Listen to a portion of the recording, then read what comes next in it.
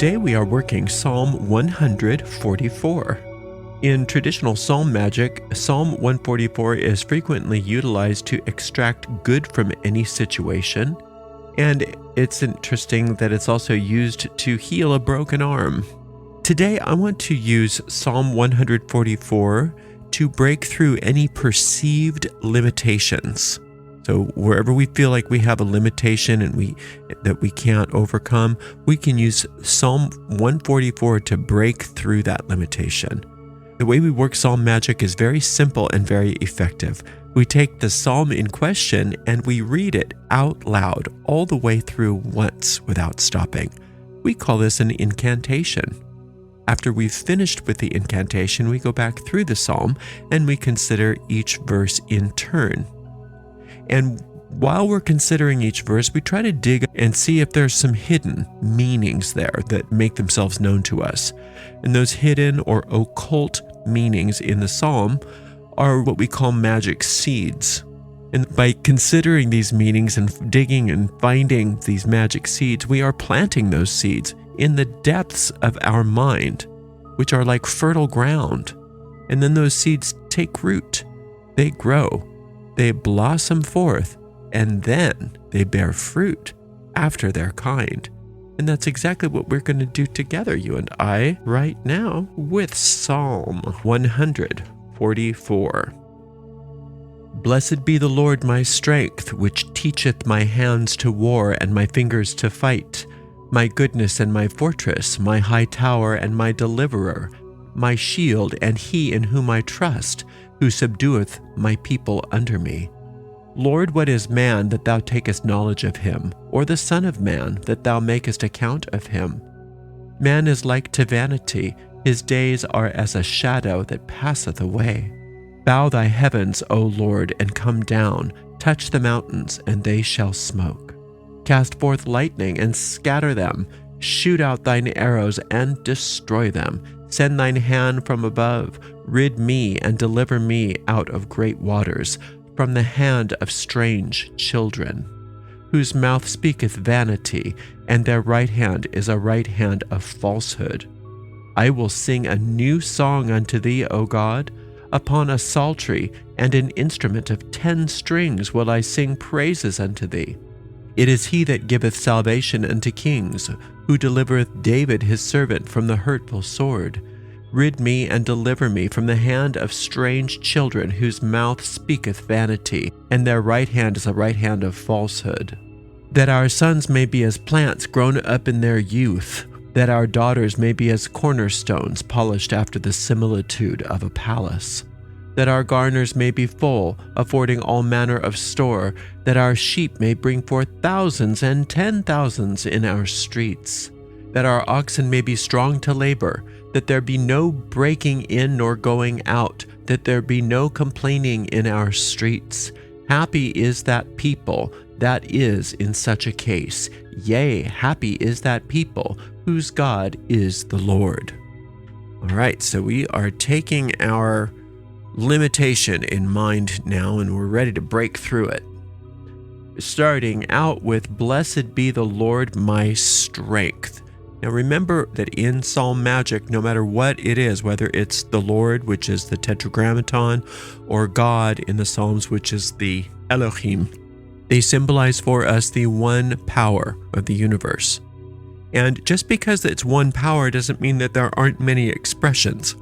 So people sometimes misunderstand and they think monotheism. But to say monotheism and one God is to miss the point. It's the unity and totality of oneness. There is only one source. There's only one substance. There's only one force in the entire universe. And yes, it can be expressed as many different gods, many different goddesses, many different angels, many different ideas and concepts. But there is only one. And the reason it's important to orient ourselves to the fact that there's only one is because then we recognize that one with this one power is a majority. And since there is only one, it cannot be divided because it's infinite. And since it cannot be divided because it's infinite, nothing can go up against us. because nothing can go up against it. And whoever this one force is for, nothing can be against. And so when we want to break through a limitation, we want to align ourselves with the one force of the entire universe because it cannot fail. So blessed be the Lord, my strength. So we are giving our own benediction to this force. Blessed be this force. Blessed be this strength. Now in the Psalms, strength represents sphere number 5. And sphere number 5 is the warrior. It's Mars. In angel lore, it's Samael. And so it's the breaking through. It's the breaking through of any issue. And that force is unstoppable, which teacheth my hands to war and my fingers to fight. So infinite intelligence will teach you how to break through with whatever it is, whatever limitation you think you have. You don't have to worry about that because you're going to be taught step by step how to overcome it. My goodness and my fortress, my high tower and my deliverer, my shield and he in whom I trust, who subdueth my people under me. This force is all of those things. It's your protection, it's your strength, it's your energy that can give you information, that can deliver you, literally take you up out of limitation and put you into limitlessness. And the one that you trust in, you have all your faith in this power. And since you have your faith in this power rather than your problem, rather than your limitation, nothing can stop you. It says, who subdueth my people under me. Who are my people? All people in the Psalms represent your thoughts, the thoughts in your mind. So we want the infinite to subdue all the people under you so that your thoughts are congruent. They are in support of your goal. And this goal happens to be to break through some sort of limitation. Lord, what is man that thou takest knowledge of him, or the son of man that thou makest account of him? In the Hebrew, it's talking about Adam. There's one story in Genesis where what calls itself God causes Adam to fall asleep, puts him under anesthetic of some sort, and then rips out the feminine side of him. So that now all of a sudden there's two, whereas before it was a unity, now there's two. There's a male and a female. And the original Adam was both male and female and was not separated. And that's who we're talking about here. It says, man is like to vanity. His days are as a shadow that passeth away. Now, when man is being a vanity, we're talking about fallen human. Whether it's male or female, it's talking about all of us as humanity. We are fragmented here. We are fallen. And the reason why we are fragmented and fallen is because we are vain. We think that it's up to us to overcome this. We think it's up to us to do everything. We have to do it, me. And it's good news to know that it's not up to us to take care of whatever this limitation is. We don't have to. We don't have to think vainly. See, we don't think of that as vanity, though. We think, no, we're just pulling ourselves up by our bootstraps and we're giving it our best try, and we're going to go in there, roll up our sleeves, and we're going to fix this. And that's vanity, because we don't need to fix this, because all of that power is already given us if we but realize we're an extension of the one power, or the Lord as it's called in the psalm. Bow thy heavens, O Lord, and come down. Touch the mountains, and they shall smoke. Okay, so this is poetic. We know that infinite intelligence doesn't have to come down to be with us. We understand that we are already one. But when we say come down, we're talking about show yourself to us even though we are in the separated state where we can't see clearly. And those mountains, which are these problems or this limitation that we're perceiving in us, your presence alone is all that it takes for those mountains to smoke, for those limitations to be dissolved immediately. Cast forth lightning and scatter them. Shoot out thine arrows and destroy them. Destroy those limitations. And it's so easy for infinite intelligence to destroy what's not there. And that's what those limitations are. They are vain imaginings. That's another part of that vanity of man, that I'm thinking things and imagining things all on my own that are separate from the infinite's plan for me. And as I do that, one of those things that I'm imagining vainly is that I'm so limited. And we're understanding that with infinite intelligence working as a co-creator with us, that we are not limited, and that those big limitations can smoke and be destroyed by lightning and be scattered and have arrows shot at them from infinite intelligence. Those are all poetic, ancient images of how silly our ideas of limitation are when we see them from the point of view of the infinite. Send thine hand from above, rid me and deliver me out of great waters, from the hand of strange children. Now it's talking about strange children a couple of times. It repeats itself in a minute too. Strange children, strange and unusual doctrines, strange and unusual ideas that are born out of misperceptions. All of these things that we come up with about what we need to do in order to free ourselves from a limitation. We give ourselves recipes all the time as to what we can do, what we can come up with to overcome this limitation. Those are strange children. And they're very strange indeed, because how in the world are we going to expect the formulas that we come up with as separated people to overcome the things which were created by the separated mind? It's like you're the problem when you're coming from that separated self, so you can't be the solution because you don't understand what's going on.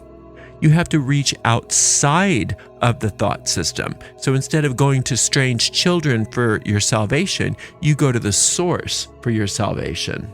And salvation simply means the solving of the problem or the breaking through of this limitation. Whose mouth speaketh vanity, those are the vain thoughts again, and their right hand is a right hand of falsehood. So that's the ego mind. The ego mind is full of strange children whose mouth speaks of vanity, and the right hand is the right hand of falsehood. The right hand in the Psalms is a hand of war, and this is somewhat of a warrior psalm here. It's talking about how the ego wars against us by speaking vainly and destroying our idea of what's true by scattering our minds with falsehoods. And then we believe in those falsehoods. We take those falsehoods and we try to add things up from within the falsehoods to give ourselves recipes for getting out of the falsehood. And then we wonder why we get so frustrated.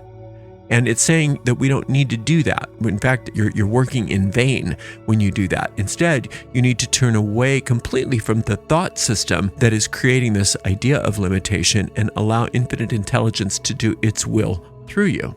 And that's where it's talking about here in verse 9, I will sing a new song unto thee, O God, upon a psaltery and an instrument of 10 strings will I praise unto thee. So there's a lot of ways you can look at this, but one of the best ways for me when I'm dealing with trying to break free from a limitation is, first of all, I want to sing a new song. I don't want to sing the same old song. I've been singing this song all my life. I'm done with this song. I'm sick of this song. This song is not the kind of earworm I want. I want a new song. And the song I'm going to sing to infinite intelligence is, you know what to do. I trust you. You know that I'm going through this and you have the solution, and you've been waiting for me to give you permission so that I work with you rather than against you. Here I am. That's my new song. And I'm going to sing that all day long, and I'm going to sing it upon a psaltery and an instrument of 10 strings. An instrument of 10 strings can be so many things, but my favorite thing is that it's talking about your 10 fingers. Everything you do and everything that comes out of your mouth is going to be reminding you and in service of reorienting you to infinite intelligence's will for you, that the infinite is breaking through this limitation for you, and that you don't need to come up with the idea of how to do it. Because if you already knew how to do it, you would have done it.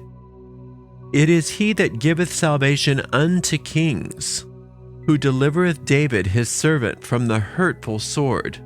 Infinite intelligence gives salvation unto kings. Kings are everybody that's got power in the world, who seems to be powerful. Look around you and see people who don't appear to have the limitations that you perceive that you have. Those people don't have those limitations only because infinite intelligence is working through them. Otherwise, they'd be in the same boat. So use them as your inspiration, but realize they're not doing that for themselves, or they would be in the same boat as you. So anybody that appears to be limitless in regards to whatever situation you're finding yourself in, let them be an inspiration to you that if they can do it, so can you. Whatever infinite intelligence did for them will do for you if you but allow it. It is he that giveth salvation unto kings, who delivereth David his servant from the hurtful sword.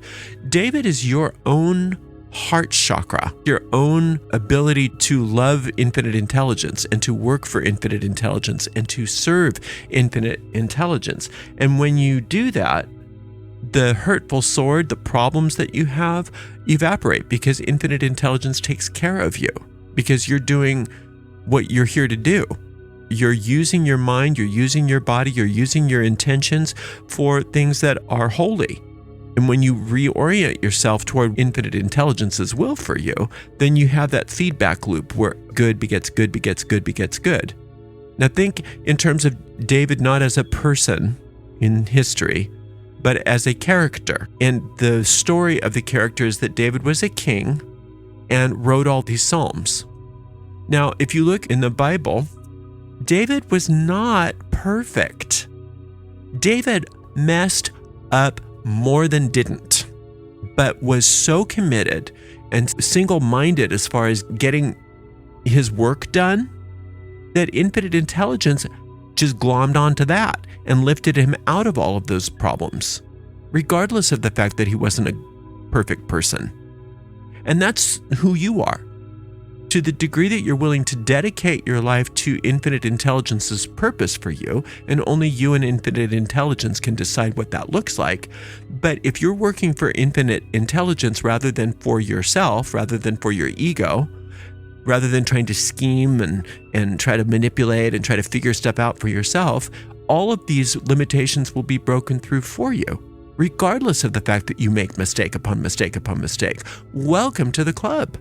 Even David in the Bible, who's supposedly such a great and glorious king, made a lot of mistakes, right? So you don't have to wait till you're perfect for this limitation to be broken through for you. Infinite intelligence doesn't give one toss about your so-called imperfections.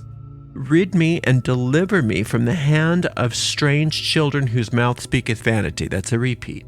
And their right hand is a right hand of falsehood. That our sons may be as plants grown up in their youth, that our daughters may be as cornerstones polished after the similitude of a palace. The sons and daughters are your thoughts, are your babies, are your projects, are the reasons why you want to break through this limitation. You've got things that you want to do. You've got things that you want to be. You've got things that you want to have. And infinite intelligence wants you to have all those things. We are calling those particular things in this psalm today your sons and daughters, your children. And we are asking that all of those goals, all of those ideas, all of those plans that you have be like plants grown up, all ready to bring you harvest after harvest, like cornerstones of a temple, polished for your own palace. Think about that. This is one of those royal psalms. You're going to live in a palace as a member of royalty. All of your children, your thoughts, are going to make sure that your palace is beautiful and your crops are fertile. That all of the parts of your kingdom bring you more and more of whatever it is that you're looking for, that you're feeling limitation is holding you back from. That our garners may be full, affording all manner of store, that our sheep may bring forth thousands and 10,000s in our streets. Put that into terms of what modern day prosperity might look like. Maybe that's thousands and 10,000s of dollars in your account, or thousands and 10,000s of followers on your social media. Whatever it is that you feel like you can't break through that represents prosperity for you, infinite intelligence wants you to have those things and then some. Not saying, oh no, you can't have what you want here. You can only live like a monk And in order to show your love for me, you have to live this austere life. That's not true at all. Infinite intelligence wants you to have whatever it is that's going to make you happy, as long as you understand that those things are expressions of the infinite and not separate from the infinite. That our oxen may be strong to labor, that there be no breaking in or going out, that there be no complaining in our streets. All of your prosperity is going to be strong. All of it's going to be safe, and you're not going to have anything to complain about. Isn't that wonderful? Because all of these limitations are completely broken through, because infinite intelligence wants that for you. But as long as your will is going against infinite intelligence, everything's on hold. Happy is that people that is in such a case. Yea, happy is that people whose God is the Lord. You're happy, your people are your thoughts, and all of your life, all parts of your life are going to be happy, and you're going to have this breakthrough to the degree that you are willing to look to the infinite to solve the problem for you, rather than thinking that you need to be smart enough to know how to solve it yourself. It's not a slight to you that you don't know how to solve this problem. It's just good news. The reason why it's not working is because you're looking in the wrong place. And so now you know, oh, I see. The only reason I can't figure this out is because I'm stuck in the thought system that is the problem. So if I reach outside of this thought system for help from infinite intelligence, then I can be taught, then I can be shown, and things can break through for me, and I can be happy. And so we just keep coming back to the same psalm every single day and work on it every single day until we get a sense of peace and certainty that whatever this problem is being taken care of. And once we get that sense of, I feel good about this now, then you don't have to work on it anymore. It's a sign to you from your deep mind that your spell has taken. And when your spell has taken, that means that you can move off of it and you can do something else. Thank you so very much for joining me today. Until next time, blessed be.